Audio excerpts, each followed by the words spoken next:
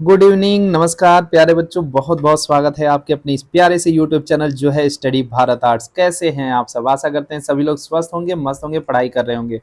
तो एक बार जल्द से जल्द जुड़ जाइए अपने इस प्यारे से सेशन में जो है आज सीयूटी का सेशन इतिहास पे आधारित, और इतिहास के बेहतरीन प्रश्नों को हम यहाँ देखेंगे जो होने वाले हैं आज के इस सेशन में।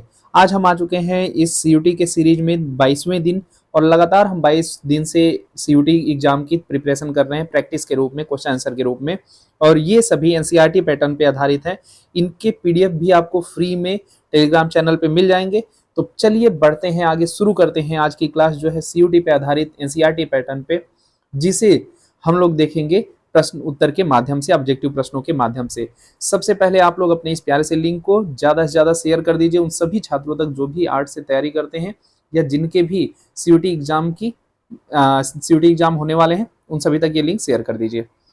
आप अपने इस प्यारे से यूट्यूब चैनल जो है स्टडी भारत आर्ट्स, इसको लाइक कीजिए, शेयर कीजिए, सब्सक्राइब कीजिए, और उन सभी मित्रों तक इसको ज्यादा से ज्यादा फैलाइए जो भी आपके बोर्ड एग्जाम या सीयूटी की तैयारी करते हैं आर्ट्स से। तो उनके लिए होने वाला है ये बहुत ही इंपॉर्टेंट होने वाला है। आप प्लीज उनको शेयर कीजिए ज्यादा से ज्यादा बच्चों को ये चैनल, ताकि उनकी हेल्प हो सके, उनको क्वालिटी कंटेंट के साथ साथ सारे डॉक्यूमेंट भी मिल सकें, लेक्चर भी फ्री में मिल सकें। चलिए बढ़ते हैं आगे, देखते हैं आज का अपना ये प्यारा सा सेशन।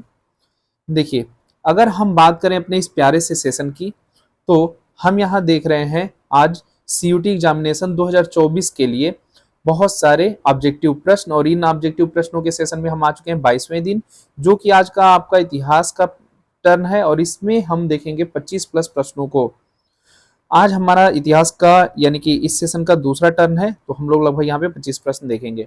चलिए शुरू करते हैं आज के प्रश्नोत्तर का दौर। तो पहला प्रश्न आपके स्क्रीन पे ये रहा। कर्नाटक में आंदोलन का नेतृत्व करने वाले बसवण्णा अनुयायियों को बुलाया गया था। किसने बुलाया था? लिंगायतनाथ ब्राह्मणों ने या जोगिस ने? तो आप देखेंगे इनको बुलाने वाले थे कौन? लिंगायत, यानी कि ए इज द राइट आंसर। कौन है? ए इज द राइट आंसर। ठीक है, अगला प्रश्न देखिए जी। एक मुस्लिम संत उस स्थान पर रहते हैं जहां फतेहपुर सिकरी का निर्माण हुआ। तो ये कौन संत थे?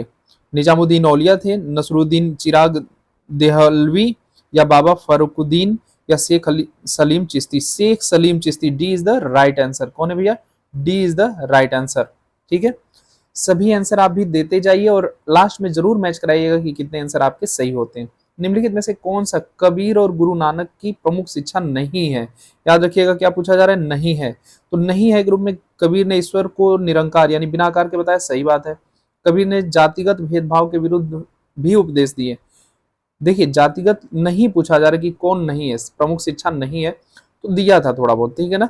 गुरु नानक ने उपदेश दिया कि ईश्वर निरंकार है, हाँ जी। गुरु नानक ने हिंदू और मुस्लिम दोनों के धार्मिक ग्रंथों को स्वीकार किया, नहीं भाई, ये गलत है, ठीक है ना। तो इस हिसाब से हमारा डी इज द क्या हो जाएगा? Right answer. ठीक है, चलिए आगे बढ़ते हैं। अगला प्रश्न, भारत के मध्यकालीन इतिहास के संदर्भ में निम्नलिखित में से कौन सा शब्द उन लोगों का वर्णन करता है जो धर्मग्रंथों का पालन करते थे, मुस्लिम नेतृत्व में रहते थे? मुस्लिम के नेतृत्व में रहते थे, धर्मग्रंथों का पालन भी करते थे, ऐसे लोगों को क्या कहा जाता था?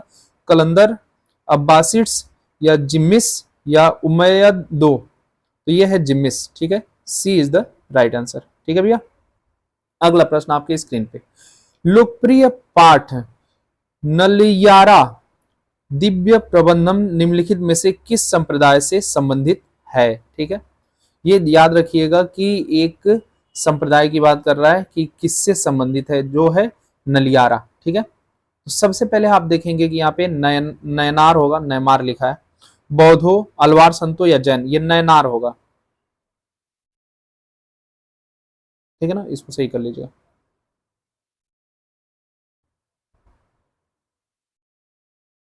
ठीक है, आप देखिए तो यहाँ पे जो आंसर आप देखेंगे वो क्या होगा? अलवार संतों से। किससे? C is the right answer, Alvar संतों से संबंधित था। ठीक है, किससे संबंधित है? अलवार संतों से। अगला प्रश्न आपके स्क्रीन पे ये रहा। निम्नलिखित में से कौन सा भक्ति आंदोलन का प्रभाव नहीं था? आंदोलन का प्रभाव नहीं पूछ रहा है, नहीं था ये पूछ रहा है। तो देखिए, इनसे हिंदी, मराठी, बंगाली, कन्नड़ आदि क्षेत्रीय भाषाओं का विकास में प्रोत्साहन मिला, सही बात है। निम्न वर्गों को महत्व के पद पर पहुंचाया गया, हाँ ये भी सही बात है। समाज में महिलाओं का महत्व बढ़ गया, हाँ।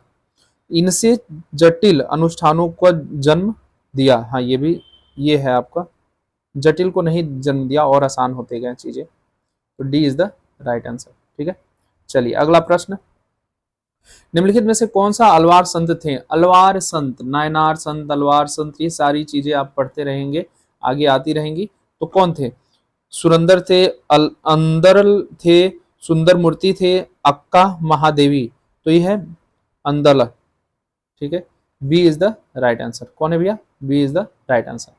अगला प्रश्न देखिए, निम्नलिखित में से जियारत का सही अर्थ कौन सा है? जियारत का सही अर्थ कौन सा है? जियारत का यहाँ पे सही अर्थ पूछा जा रहा है, ठीक है ना। तो जियारत क्या है? सबसे पहले तो आपको यह जानना होगा जियारत क्या है। चलिए, तो अगर हम आगे बढ़े देखते हैं, तो यहाँ पे देखिए, सूफी संतों की कब्रों की तीर्थ यात्रा जो कहलाती थी, वही क्या कहलाती थी? जियारत। क्या कहलाती थी? जियारत। ये इज द राइट आंसर। सूफी संतों की जब हम कब्रों की ज्यादा यात्रा करते थे, राजस्व, खेती की प्रथा, ये सब कोई नहीं है। सूफी शेख की पुण्यतिथि नहीं है, सिलामी तालाकरूप ये भी नहीं। आगे बढ़ते हैं, अगला प्रश्न आपके स्क्रीन पे ये रहा, मल्लिच्छ शब्द का प्रयोग सूचित करने के लिए किया जाता है। मल्लिच्छ अक्सर हम लोग अपने घरों में कभी कभी सुन लेते हैं ना। चलिए देखिए, किस लिए? प्रवासी समुदाय जो जाति समाज के मानदंडों का पालन नहीं करते हैं, उनके लिए किया जाता है। प्रवासी समुदाय है, तो यही सही होगा, इज द राइट आंसर। ठीक है, गुरु और शिष्य के बीच का सतत संबंध नहीं होगा, इस्लामी अध्ययन के विद्वान नहीं, सूफी संतों के अनुभव, ये भी नहीं, इज द राइट आंसर। अगला, भक्ति आंदोलन, देखिए भक्ति आंदोलन में शैव धर्म को क्या कहा जाता है? भक्ति आंदोलन में शैव धर्म को क्या कहा जाता है, यही बताना है। नायनार हो गया, वाली हो गया, बोधिसत्व हो गया, अलवर हो गया, तो ये है नयानार। क्या है? नयनार, तो A is the right answer. Clear है भैया? चलो जी, अगला प्रश्न, हम्पी विरूपाक्ष मंदिर को समर्पित है। हम्पी जब आप पढ़ रहे हैं, विजयनगर आप साम्राज्य में आ चुके हैं, यानी हम्पी किस विरूपाक्ष मंदिर को समर्पित है? तो उसमें कौन भगवान की मूर्ति है या किस भगवान की वहां पूजा की जाती है? देखिए, गणेश जी, ब्रह्मा जी, शिव जी, विष्णु जी, ये हैं आपके शिव जी। ठीक है ना, शिव जी, सी फॉर शिव जी, है ना। चलिए आगे, अगला प्रश्न आपके स्क्रीन पे ये रहा भाई साहब, निम्नलिखित आगंतुकों में से किसने मध्यकालीन विजयनगर की तुलना रोम से की है? याद कीजिएगा, किस आगंतुक ने, आने वाले ने, मध्यकालीन विजयनगर की, जो मध्यकालीन विजयनगर था, उसकी तुलना किससे की है? रोम से। रोम एक शहर है ना। चलिए, तो हम देखेंगे, निकोलो डी कोटी ने, अफान निकितन ने, डोमिंगो पेस ने, फर्नाओ नुनीज ने। ठीक है, तो किसने की है? आप यहां पे देखेंगे, जो डोमिंगो पेस हैं, इन्होंने ही की है। सी इज द राइट आंसर। अगला प्रश्न, बहमनी साम्राज्य का प्रथम शासक, बहमनी साम्राज्य का प्रथम शासक पूछा जा रहा है, बहुत आसान है, आप लोग कई बार इसको पढ़े हैं, तो आंसर ना बहुत सोच समझ के ध्यान से दीजिएगा कि इसका जो आंसर है वो क्या है। एमडी तुगलक, मोहम्मद बिन तुगलक, अलाउद्दीन बहमन शाह, ये है देखिए, बहमनी साम्राज्य का Alauddin Bahman Shah, B is the right answer. ठीक है, अगला प्रश्न, लो जी, आ गया आपके बेहतरीन इमोजी, आपको हंसाने और आपको मोटिवेट करने के लिए। जीवन में कठिनाइयां हमें बर्बाद करने नहीं आती, यह हमारे छिपे सामर्थ्य शक्तियों को बाहर निकालने में हमारी मदद करती हैं। कई बार हमारे अंदर बहुत सारी चीजें होती हैं, लेकिन हम उसका उपयोग नहीं करते हैं, लेकिन जब हम कठिनाई के दौर से गुजरते हैं ना, तो हमारे अंदर एक ऐसी आग लगती है कि हम उस चीज को करने के लिए विवश हो जाते हैं, मजबूर हो जाते हैं, फिर हम उसके लिए, यानी कि उस कठिनाई से बाहर निकलने के लिए हम उनका प्रयोग करते हैं, जो हमें काफी ऊपर लेकर के जाते हैं। और आप भी इस इमोजी की तरह हंसते रहिए, मुस्कुराते रहिए। देखो भाई, हंसते रहो, मुस्कुराते रहो, क्योंकि कोई नहीं जानता ये जीवन कितने पल का है ना। इस इमोजी को देखो जो मुस्कुरा रहा है, अगर इसको अच्छे से देख लो, इंसान कितना हो मतलब सेट होकर बैठा रहे, तो थोड़ा सा तो मन में आ ही जाता है कि अरे वाह क्या बात है ना। चलो, आप लोग भी हंसते रहिए, मुस्कुराते रहिए, आगे बढ़ते रहिए। अगला प्रश्न देखिए, बढ़ने के क्रम में अगला प्रश्न आप लोगों का ये रहा, दक्षिण भारत में, याद रखिएगा, दक्षिण भारत में मंदिरों का अत्यंत विशाल मुख्य प्रवेश द्वार कहा जाता है।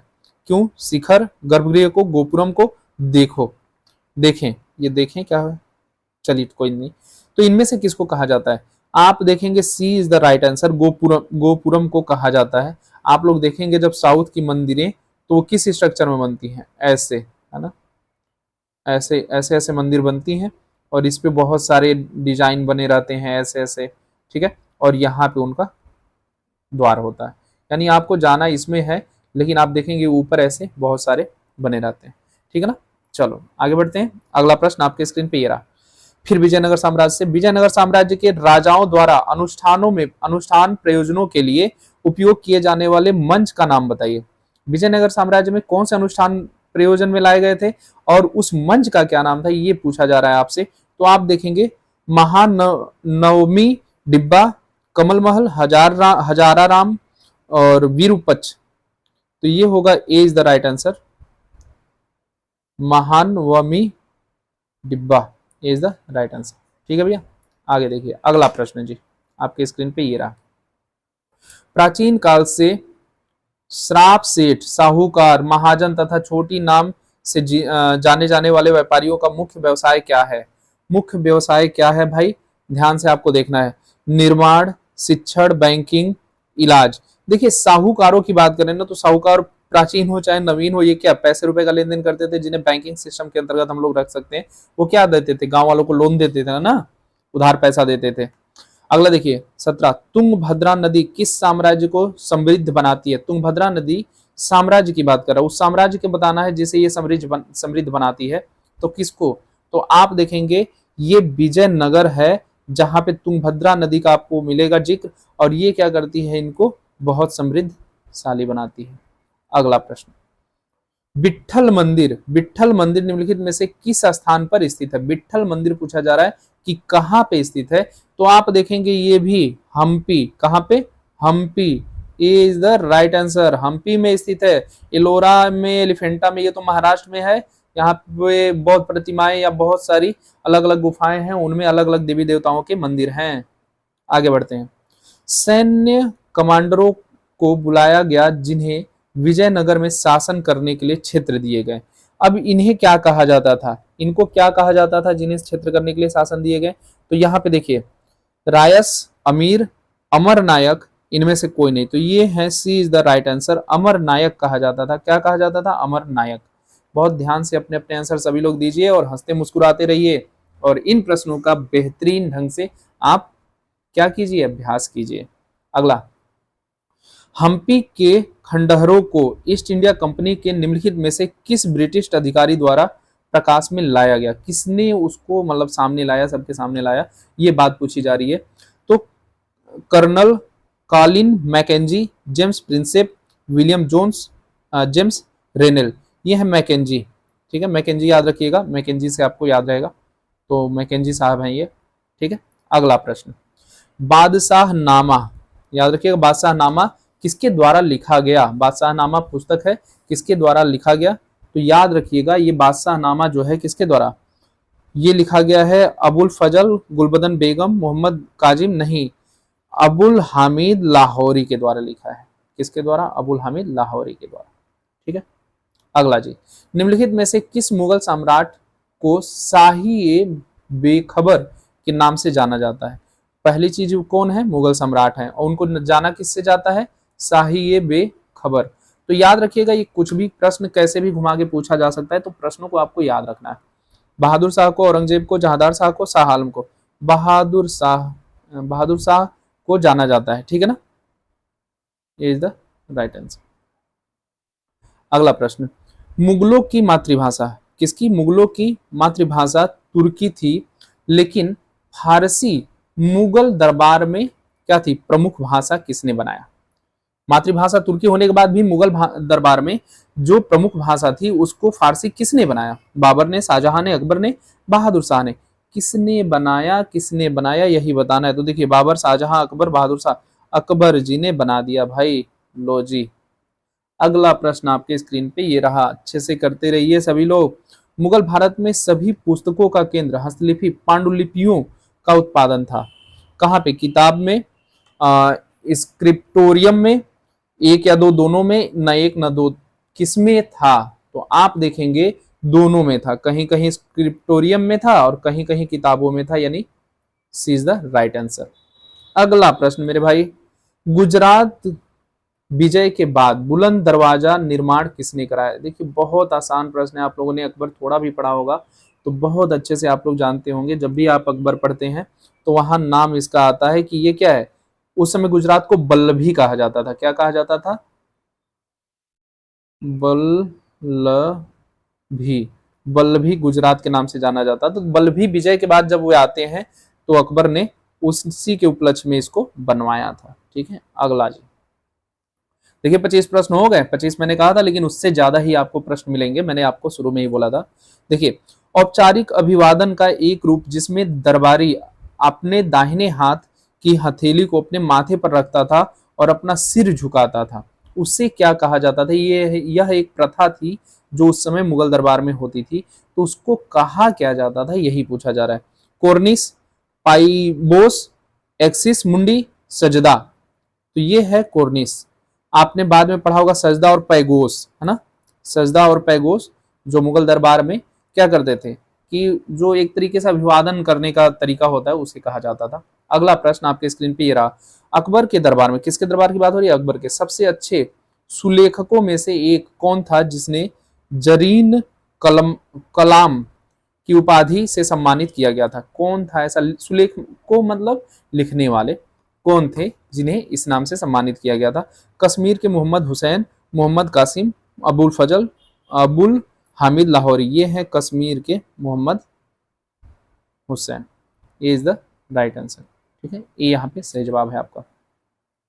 अगला, एशियाटिक सोसाइटी ऑफ बंगाल, याद रखिएगा बंगाल की स्थापना 1784 में किसके द्वारा हुआ?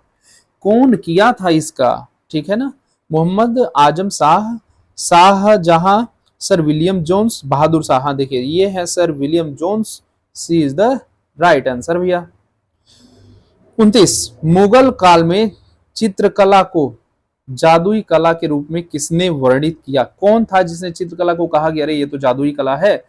ये कौन लेकर के सामने आया? अकबर, गुलबदन बेगम, अबुल हामिद लाहौरी, अबुल फजल। तो किसने किया था? ये है भैया Abul Fazal ji. D is the right answer. ठीक है, अगला प्रश्न, निम्नलिखित में से कौन सी मुगल की मातृभाषा है? मुगलों की मातृभाषा, अभी आपने पीछे एक प्रश्न किया था उसमें बताया गया था किसको? तुर्की को वहां बताया गया था क्या उनकी मातृभाषा, और किसको जो फारसी थी उनको बताया गया कि उनकी ऑफिशियल लैंग्वेज के रूप में दरबार में यूज होता था। तो यहाँ मातृभाषा पूछा, तो मातृभाषा आपका क्या है? B is the right answer, Turki है। तो प्यारे बच्चों आगे बढ़ते हैं। ओ जी लो खत्म हो गए। कैसा लगा आपको आपके इन प्रश्नों का क्रम? ये प्रश्न बहुत ही इंपॉर्टेंट है। 3 चैप्टर से मैंने आप लोग के लाए थे, विजयनगर साम्राज्य, मुगल, और एक और कौन सा चैप्टर था? 3 चैप्टर से मैंने आप लोगों के ये प्रश्न लाए थे जो बेहतरीन प्रश्न है। आप इन प्रश्नों का अभ्यास जरूर कीजिएगा। अगर इन प्रश्नों से प्रश्न आते हैं, इन अध्यायों से प्रश्न आते हैं, तो ये इन्हीं में से कोई एक प्रश्न आएंगे सीयूटी के टर्म में। और अगले आने वाली सीरीज में मैं इकोनॉमिक्स के 50 प्रश्न लाऊंगा जो बहुत ही बेहतरीन होंगे। तो प्यारे बच्चों देखना ना भूलें अपने इस प्यारे से सीरीज को, आर्ट सीरीज को। जब तक एग्जाम नहीं हो जाता तब तक ये सीरीज आपकी चालू रहेगी। और अपने इस प्यारे से यूट्यूब चैनल जो है स्टडी भारत आर्ट्स, इसे लाइक कीजिए, शेयर कीजिए, सब्सक्राइब कीजिए, बेल आइकन जरूर दबाइए। उन सभी दोस्तों मित्रों तक इसको शेयर कीजिए जो लोग भी एनसीईआरटी पैटर्न पे बिहार बोर्ड, यूपी बोर्ड या अन्य बोर्ड्स में आर्ट्स की तैयारी करते हैं, चाहे वो हिस्ट्री हो, ज्योग्राफी हो, इकोनॉमिक्स हो, पॉलिटी हो, किसी भी सब्जेक्ट की सारी उनकी सुविधाओं का हल यहाँ से मिलेगा। 100% क्वालिटी कंटेंट के साथ फ्री पीडीएफ नोट्स भी उनको दिया जाएगा 100% क्वालिटी कंटेंट के साथ। आप हमारे स्टडी भारत टेलीग्राम चैनल से जुड़ सकते हैं। यहाँ से आपको फ्री में पीडीएफ सारे लेक्चर की मिलती रहेगी। जो भी आप यहाँ पे वीडियो देख रहे हैं सारे लेक्चर में आपको कन्वर्ट करके पीडीएफ के रूप में मिलते रहेंगे। तो ऐसे ही और अमेजिंग क्वेश्चन के लिए बने रहिए अपने इस प्यारे से YouTube channel study Bharat art पे। मिलते हैं आपसे अगले लेक्चर में, तब तक के लिए स्वस्थ रहिए, मस्त रहिए, पढ़ते रहिए और खाते पीते रहिए। नमस्कार, जय हिंद, शुभ रात्रि।